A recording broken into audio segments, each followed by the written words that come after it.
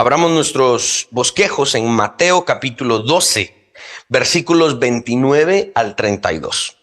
Mateo 12, versículos 29 al 32. Y dice de la siguiente manera: porque ¿cómo puede alguno entrar en la casa del hombre fuerte y saquear sus bienes si primero no le ata? Y entonces podrá saquear su casa. El que no es conmigo, contra mí es, y el que conmigo no recoge, desparrama. Por tanto os digo, todo pecado y blasfemia será perdonado a los hombres, mas la blasfemia contra el Espíritu no les será perdonada. A cualquiera que dijere alguna palabra contra el Hijo del Hombre, le será perdonada, pero al que hable contra el Espíritu Santo, no le será perdonado ni en este siglo, ni en el venidero. Oremos. Padre Celestial, en esta mañana te glorificamos y te exaltamos. Hemos abierto la Escritura y la hemos leído. En este momento la vamos a considerar y la vamos a reflexionar más detalladamente. Yo te ruego, Señor Dios Todopoderoso, que me guíes como el expositor, a no decir nada que esté fuera de lo que tú originalmente inspiraste. Danos, Señor, la gracia y la misericordia para que esta palabra genere en nosotros ese fruto, esa vivencia, en el nombre de Jesús. Amén y amén. La caída del hombre, el pecado, está ilustrado en la advertencia de no estar con el Señor y desparramar en vez de recoger con Él. La caída del hombre está ilustrada en la advertencia de el que no recoge conmigo, desparrama. El que no está de mi lado, está en mi contra. Y aquí debemos de identificarnos nosotros como aquellos que cuando Jesús iba espigando en el campo, cuando Jesús iba cosechando en el campo, nosotros éramos los que íbamos desperdiciando. O cuando Jesús establecía su equipo y decía, este es mi equipo, nosotros éramos del equipo contrario. Jesús era del Barça, nosotros éramos del Real Madrid. Se enoja Willy porque es del Real Madrid. También la caída del hombre está ilustrada en este pecado imperdonable que hoy vamos a tratar. La blasfemia contra el Espíritu Santo. Y suena algo muy serio, ¿saben por qué? Porque lo es. Es algo muy serio.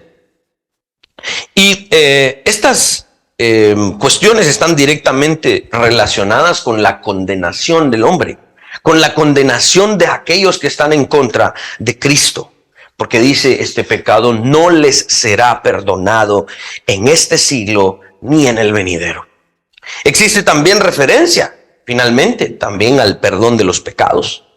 Todo pecado y blasfemia será perdonado a los hombres, excepto la blasfemia contra el Espíritu de Dios. Esto es evidencia del programa redentor que también le da estructura a este pasaje. Y este pasaje, como lo vamos a ver, está íntimamente ligado con lo que hemos venido predicando estos últimos 4 domingos. Este pasaje está claramente, casi que de manera textual, lo registran los otros evangelistas sinópticos, Marcos y Lucas, y también Mateo. Ahí en sus bosquejos puse las referencias directas de los otros pasajes en donde esto está registrado.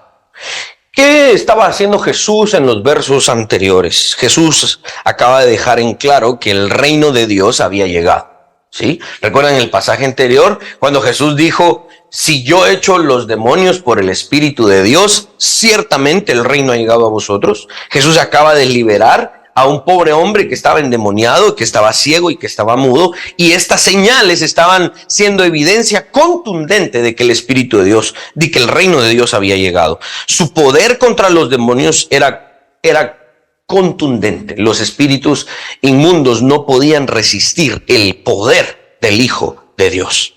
En estos versos que vamos a leer hoy o que estamos analizando hoy, estamos confirmando con la explicación de Jesús cómo es que Jesús está logrando vencer a Satanás.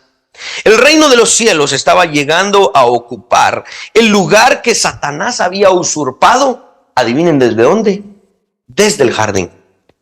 Recuerden cuando Satanás engañó a Eva y logró que Adán fuese irresponsable, Satanás tomó el poder en la creación que Adán debía tener.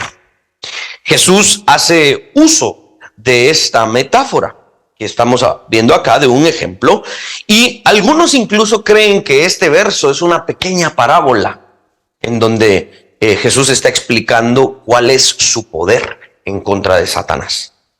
Verso 29 dice, porque ¿cómo puede alguno entrar en la casa del hombre fuerte y saquear sus bienes si primero no le ata?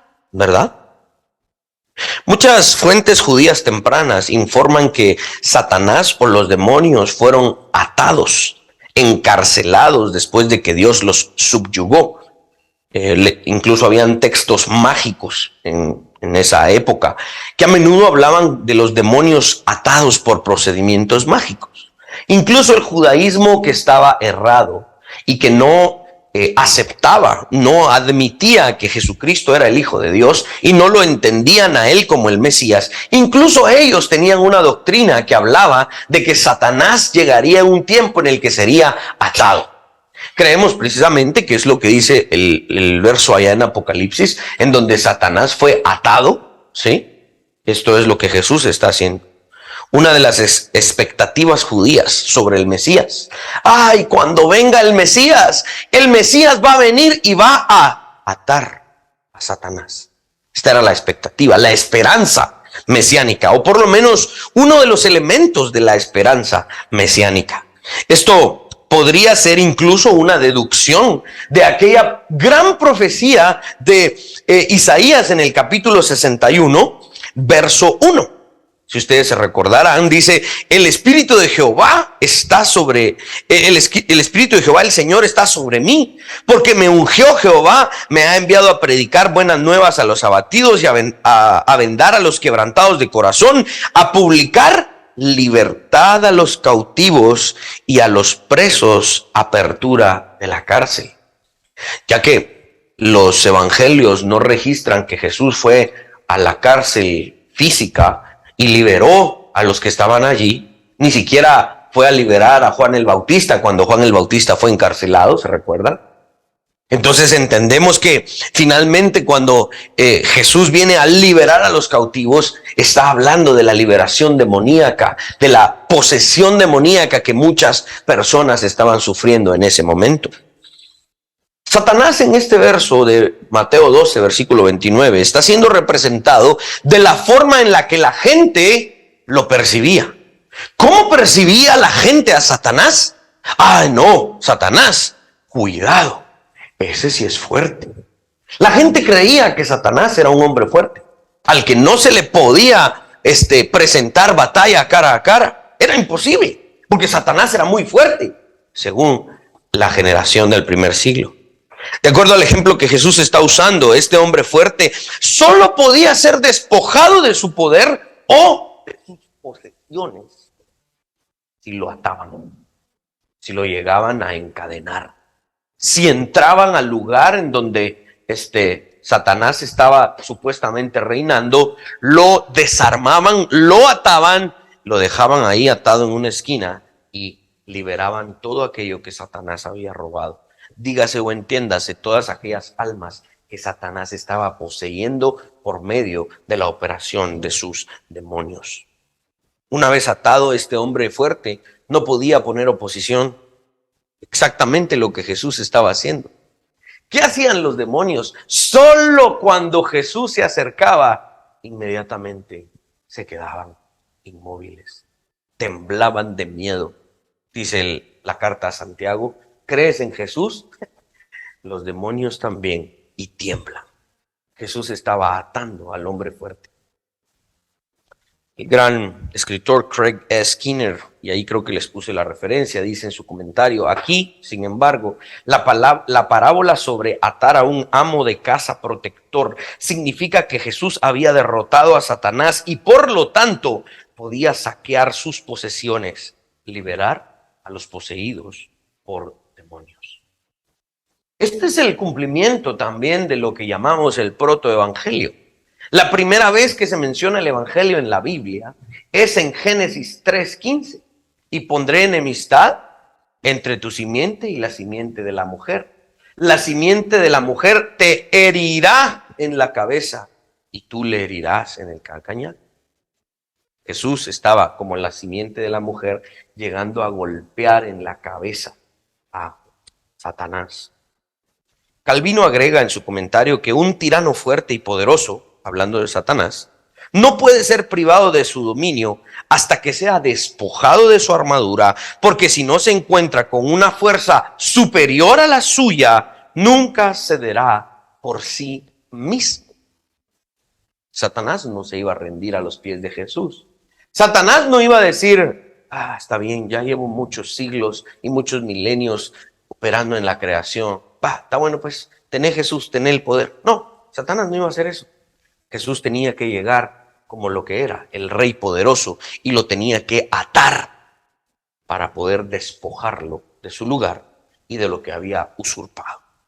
Es por eso que los endemoniados también se identifican como poseídos.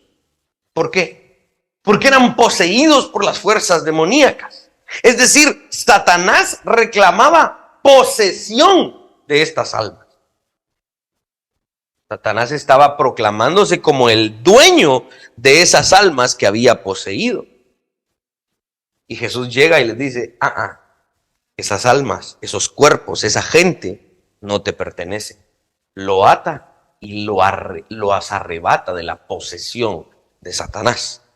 Esta es la escena de nuevo de el pueblo de Israel siendo arrancado de la posesión de Faraón y sacado a la tierra prometida.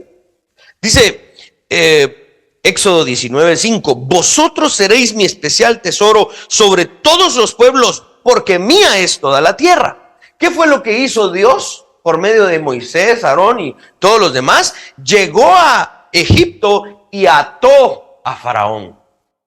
Lo ató de manos y pies. Lo obligó a rendirse y le dijo, Faraón, este pueblo que tú dices que es tuyo, no es tuyo, es mío.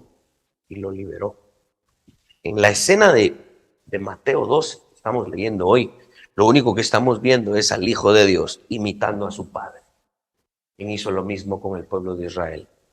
Y ahora Jesús lo está haciendo, está liberando a aquellas almas poseídas por Satanás del dominio de Satanás y las está trayendo a su dominio.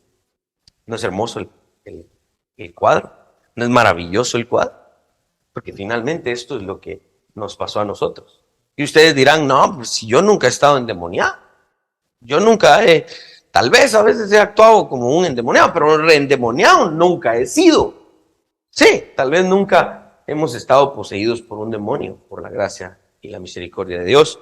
Pero díganme si no, en algún momento le pertenecimos a otro amo diferente y ahora le pertenecemos a Cristo. Amén. Inmediatamente después de dejar en claro que Satanás no era el dueño de estas almas, ni de las nuestras. Satanás no es dueño de nuestras almas.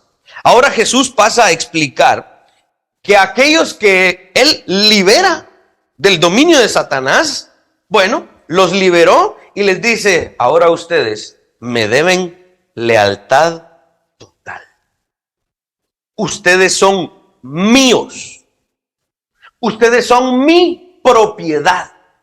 Por lo tanto, o están conmigo o están contra mí.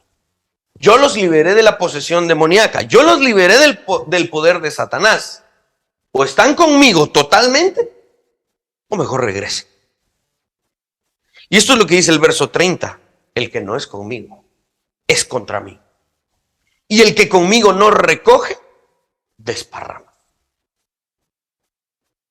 Ahí en sus notas yo les puse el subtítulo de El mito de la neutralidad. ¿Por qué? Porque la neutralidad es un mito. Las medias tintas, el medio cristiano y medio endemoniado es un asunto que no existe. No existe el medio camino. Jesucristo es el Señor. El griego con el que se le describe en la Escritura es Kyrios o Kurios. Y ese Kurios significa dueño absoluto. Por lo tanto, no existe neutralidad. Cuando Jesucristo reclama propiedad sobre algo o sobre alguien, ese reclamo no es un reclamo parcial. No es que Jesús reclame, sí, ya liberé a aquel de la propiedad de Satanás, más o menos me pertenece. No, la propiedad que Jesucristo demanda y declara y reclama es total, es dueño absoluto. Nada ni nadie se puede meter, nada ni nadie puede intervenir en ese reclamo de propiedad. Es de este tipo de contundentes declaraciones que se ha desarrollado el concepto del mito de la neutralidad, porque existen muchas personas que creen en el Señor Jesucristo, pero no de manera absoluta. Y si Jesucristo es Señor y dueño absoluto, entonces la neutralidad es un mito.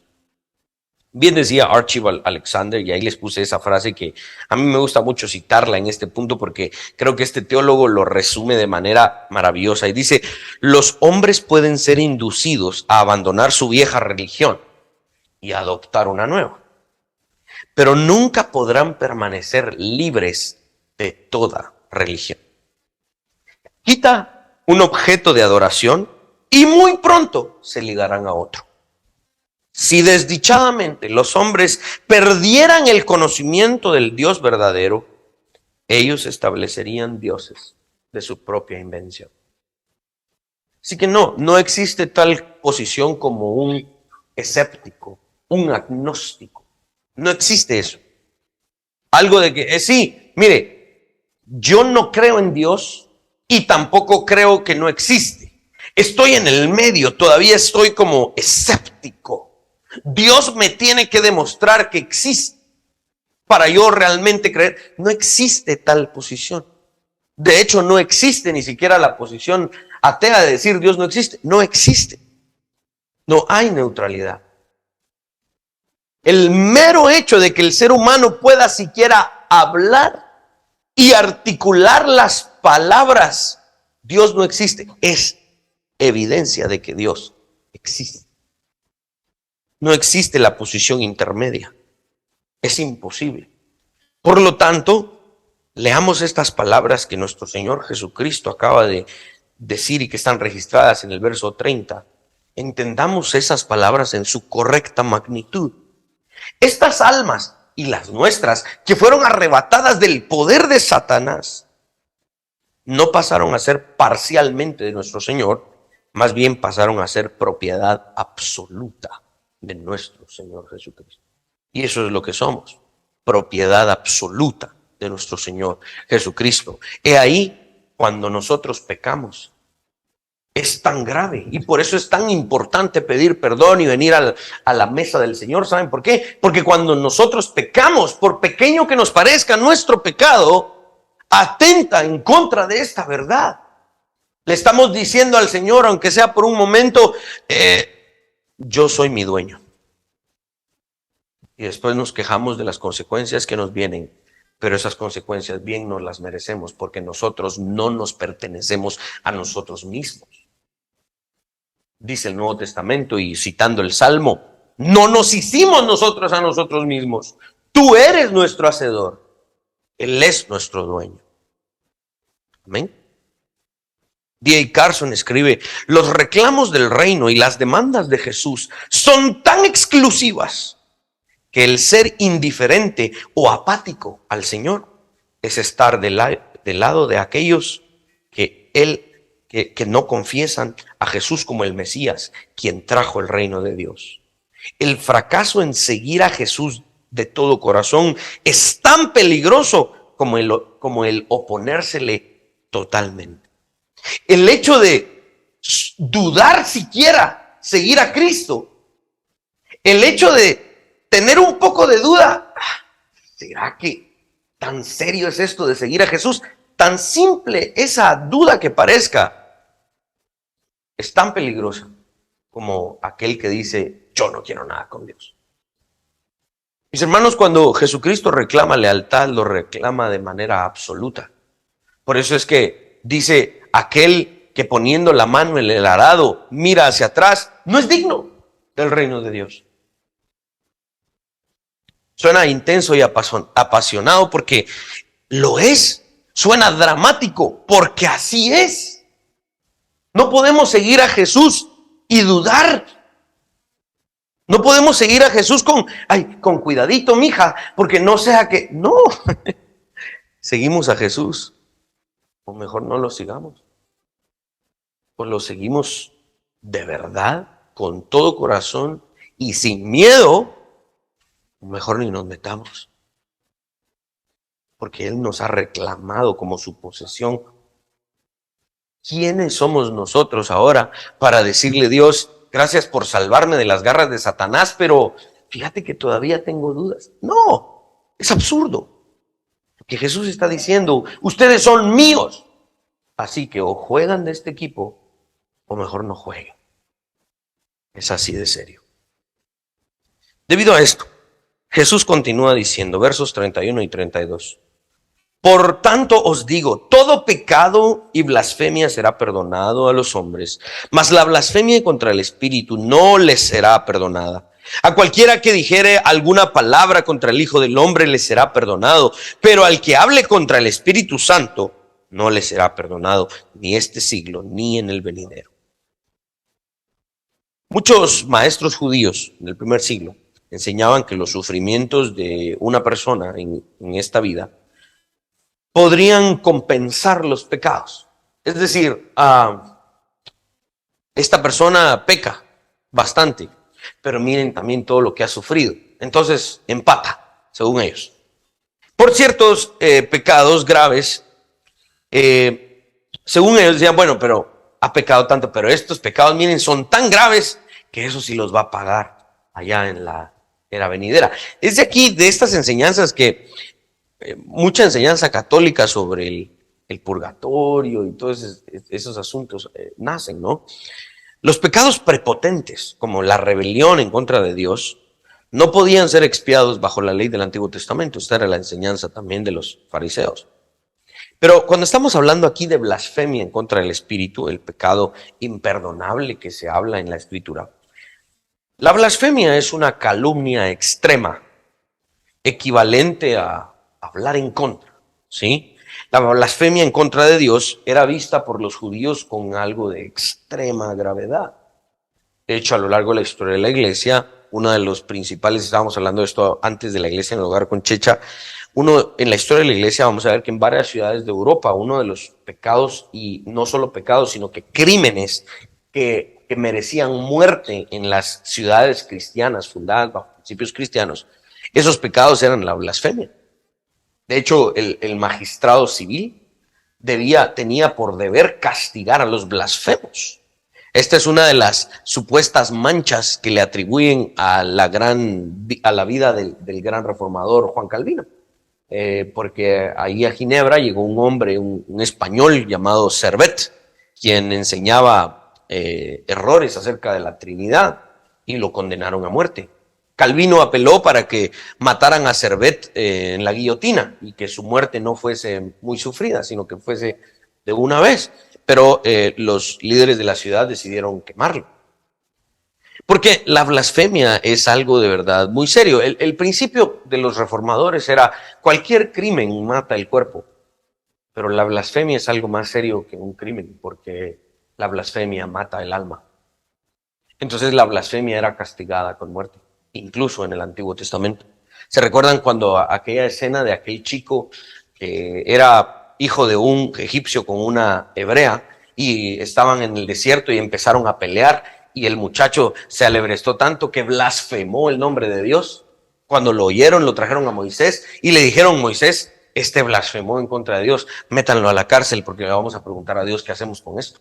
No tenemos en la ley mayor cosa acerca de este punto.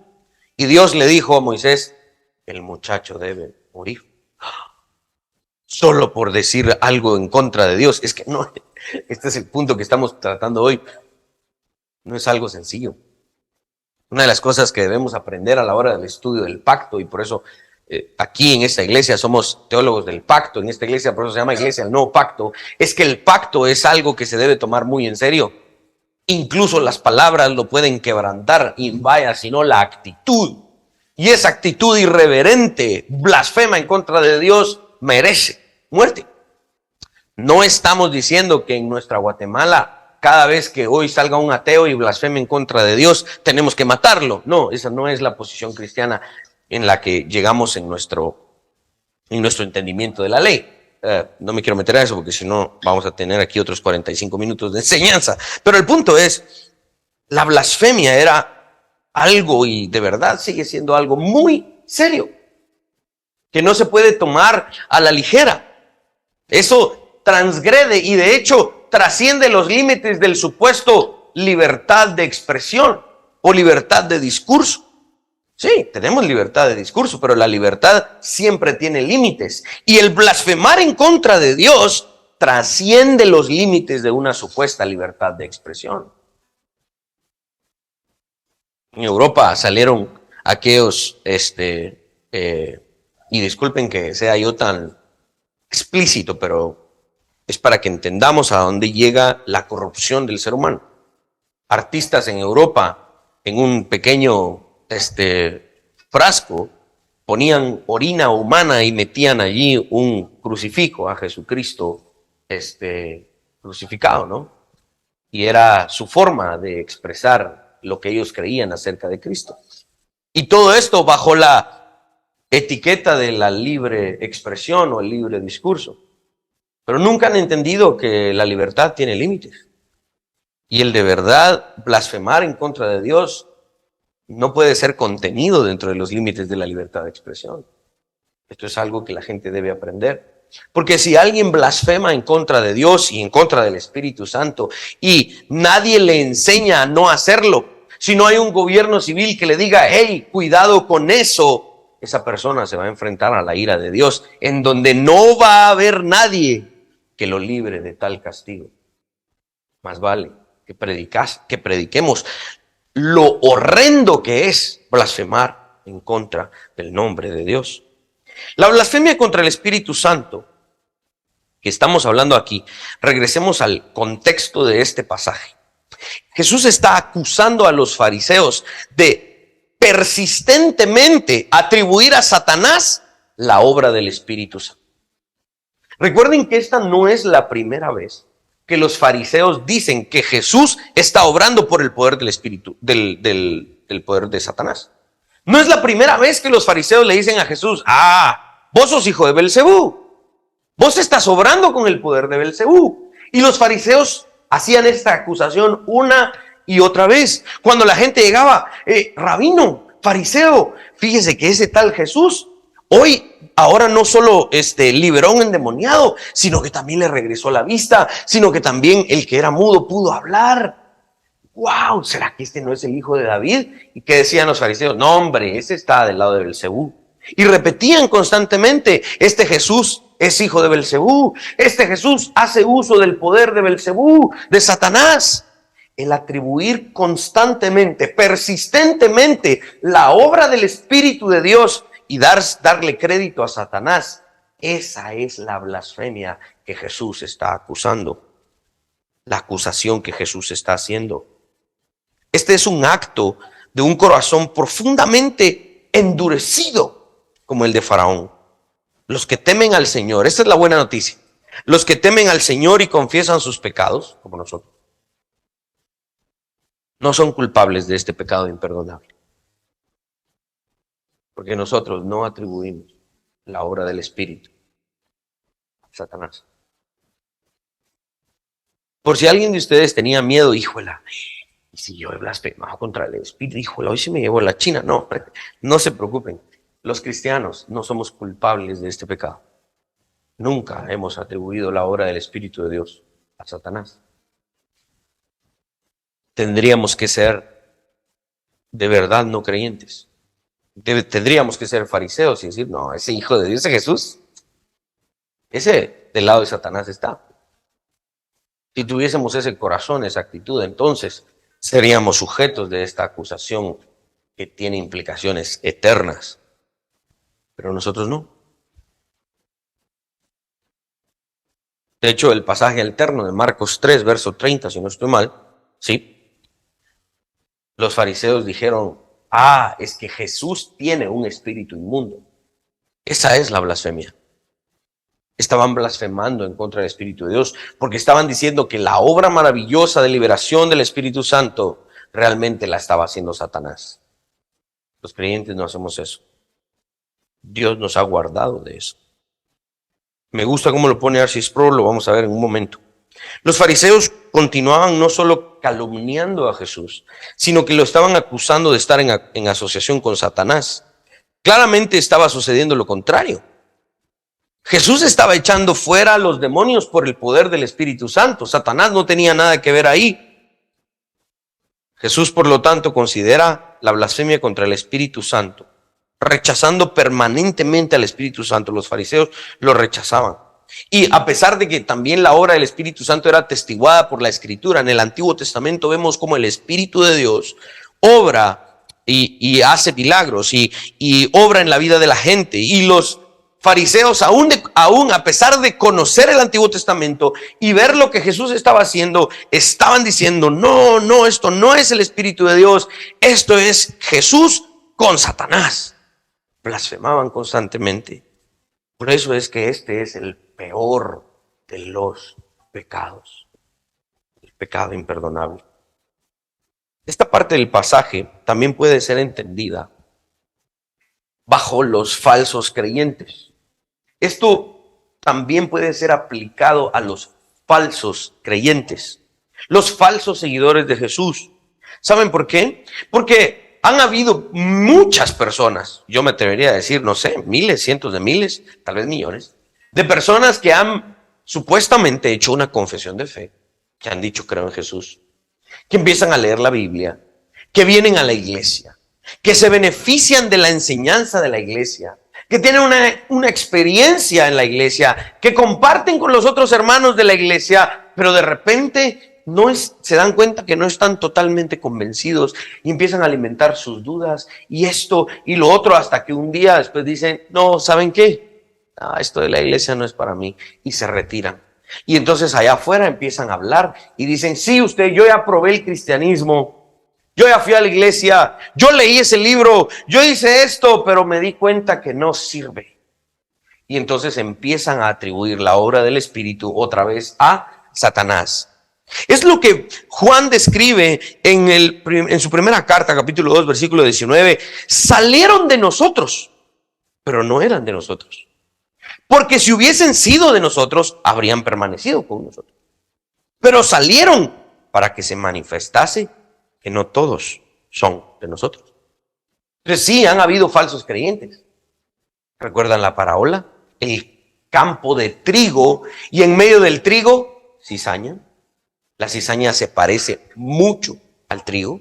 Durante un tiempo parecía que eran de nosotros, pero llegó la cosecha, llegó la hora de rajar ocote, y entonces nos dimos cuenta, este no era verdadero creyente, esta no era verdadero creyente.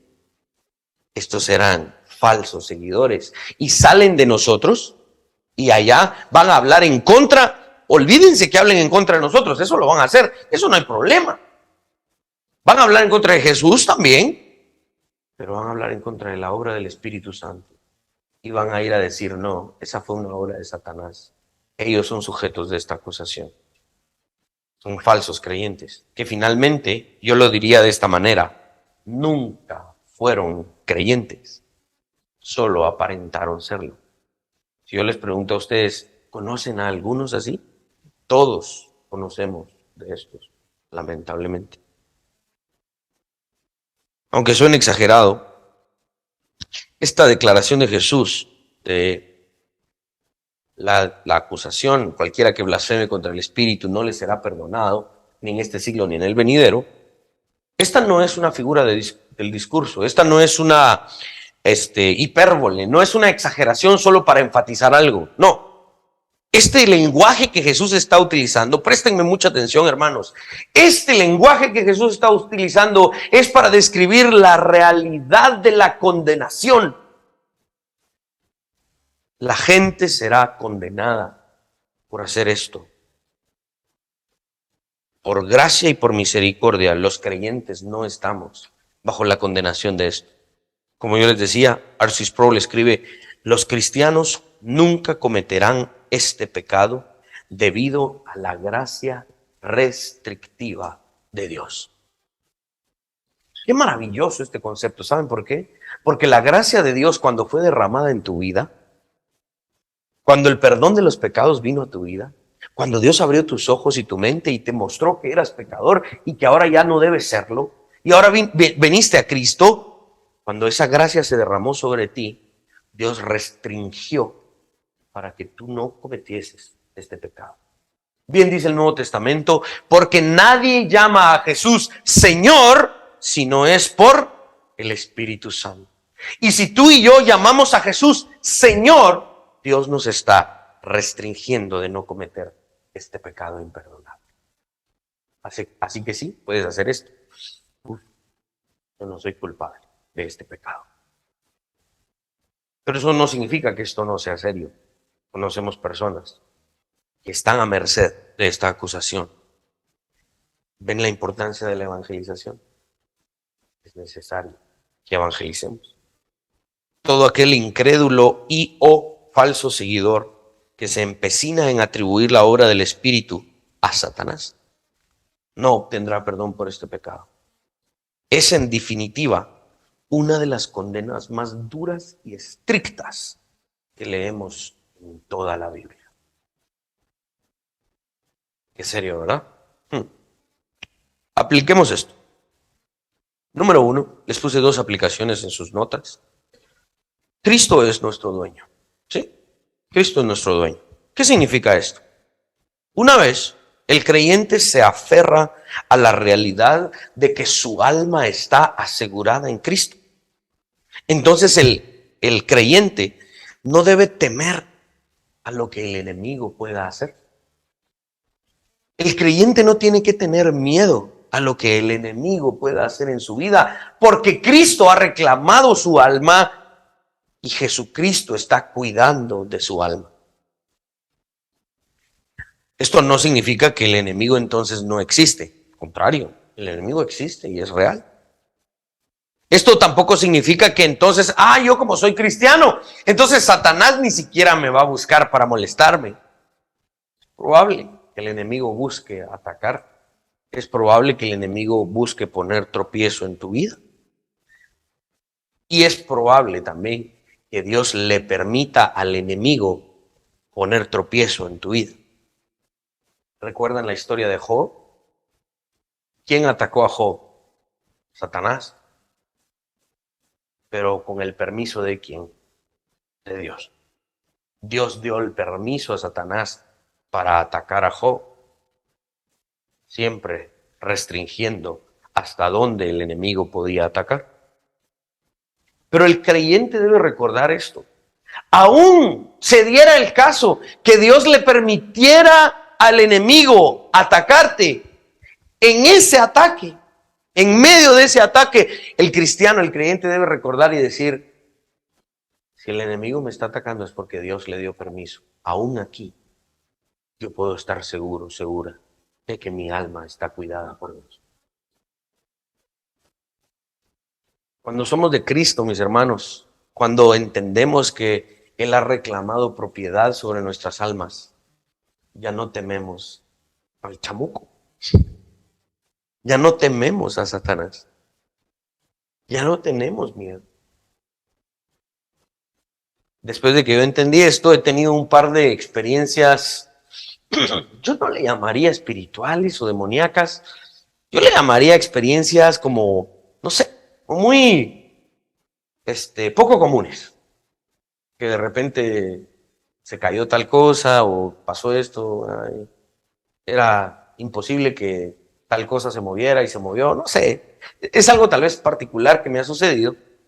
Inmediatamente cuando sucede, me llama la atención, pero inmediatamente recuerdo, ¿y si esto fuera algo sobrenatural, obra del enemigo? No tengo por qué temer. Si esto fuera, ¿por qué? Porque entiendo que soy propiedad de Cristo. Y aún el enemigo tuviese la habilidad y la capacidad de matarme, recuerdo que de todas maneras voy a estar con Cristo por la eternidad y esa muerte finalmente sería ganancia.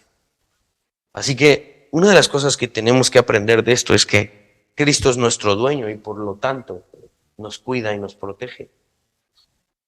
¿Acaso de aquellas cosas que nosotros somos dueños, aquellas cosas que son valiosas, acaso no buscamos protegerlas? Mi suegro me dice, es que vos cuidas bien tus carros, me dice. Porque ahí estoy, mire, le oigo este ruidito, usted écheme la mano. Mire, fíjese que hay que hacerle tal cosa. Y me dice, así como vos cuidas las cosas, ahí sí te van a durar, me dice.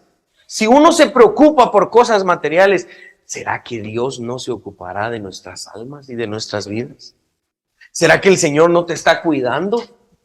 No te olvides de eso. No olvides que Dios te está cuidando. Tú eres de Cristo y Cristo es tuyo. Tú le perteneces a Él y Él te pertenece a ti. No hay enemigo que supere esa realidad. Así que ánimo en medio de cualquier circunstancia que estés pasando. Amén. Y la última aplicación que quiero extraer, y ahí se los puse, mis hermanos, no existe neutralidad. No existe neutralidad. Y les puse una cita del gran teólogo J.C. Riley. Dice, hay muchas personas en todas las épocas de la iglesia que necesitan que se les insista en esta lección. Y yo quiero insistir en esta lección, mis hermanos. Los cristianos se esfuerzan por seguir un camino intermedio en la religión. No son tan malos como muchos pecadores, pero aún así no son santos.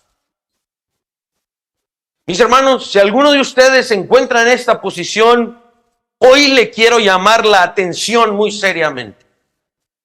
Lo peor que cada uno de ustedes puede hacer, lo peor que a cada uno de nosotros se nos ocurra hacer, es jugar a la mitad. Lo peor que pudiésemos hacer con Cristo es jugar al más o menos. Y lamentablemente lo digo con mucha tristeza y mucha vergüenza. Esa es una característica del guatemalteco. El regular, el más o menos, el jalando la carreta, el chapuz. Todo ese tipo de cosas lamentablemente caracterizan al guatemalteco. Pero mis hermanos, no pueden caracterizar a ningún cristiano, y mucho menos a un cristiano de esta congregación. Ninguno de ustedes puede jugar al más o menos. La Biblia enseña esto de tal manera que sería mejor que fueses un incrédulo ser un cristiano más o menos. Esta tibieza, esta agua tibia de la cual estamos analizando, la Escritura la condena contundentemente. Dice Apocalipsis 3:16, por cuanto eres tibio y no frío ni caliente, te vomitaré de mi boca.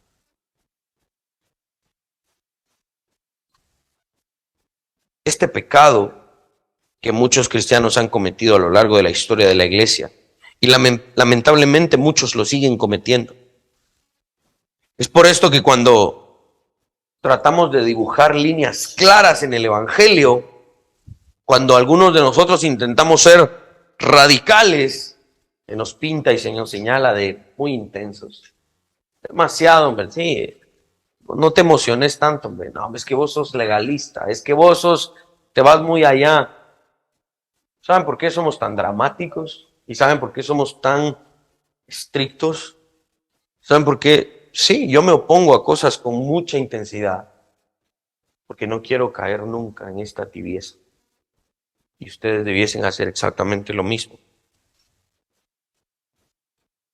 Esta es una demanda radical, mis hermanos. El llamado es explícito a la lealtad total con Cristo, al punto de que sería mejor estar en contra de Él en vez de jugar a la neutralidad.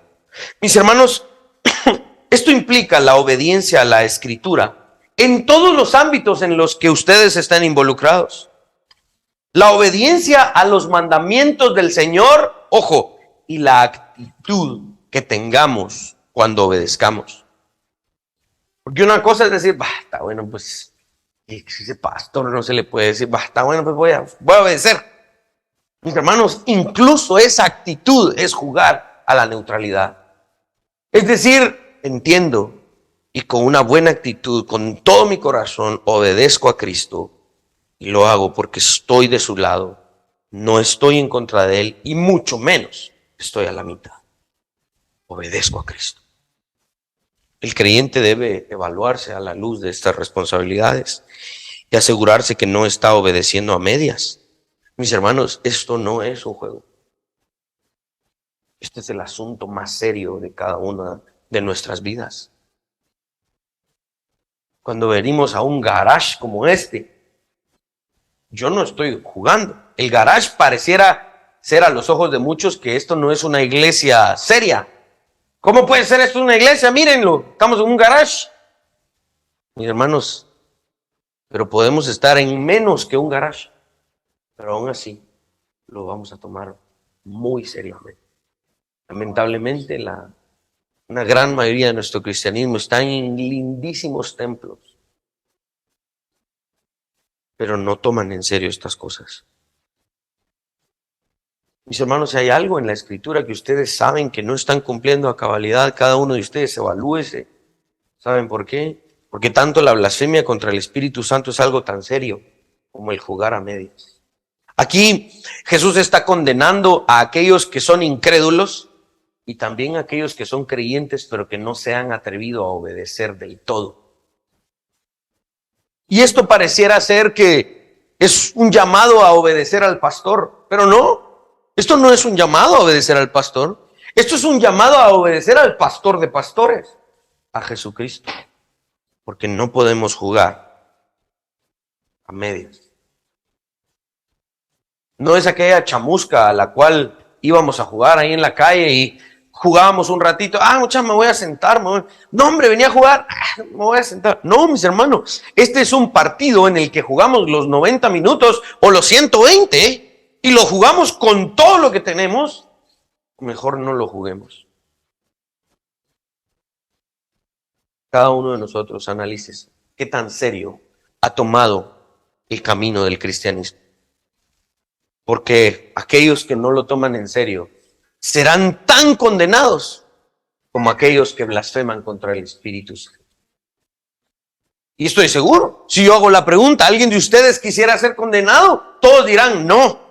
Todos diremos no. Dios nos guarde. Dios lo prohíba, dicen otras versiones en Romanos 6. Si es así, entonces, vivámoslo. Obedezcamos a nuestro Dios de la manera en la que Él lo demanda. Y Él lo demanda porque Él lo merece. Si Él es dueño absoluto, lo menos que puede pedir es todo. Él no puede pedir solo una parte de tu tiempo. Él no puede pedir solo una parte de tu vida, una parte de tu corazón. No, Él lo pide todo. Amén. Pongámonos de pie.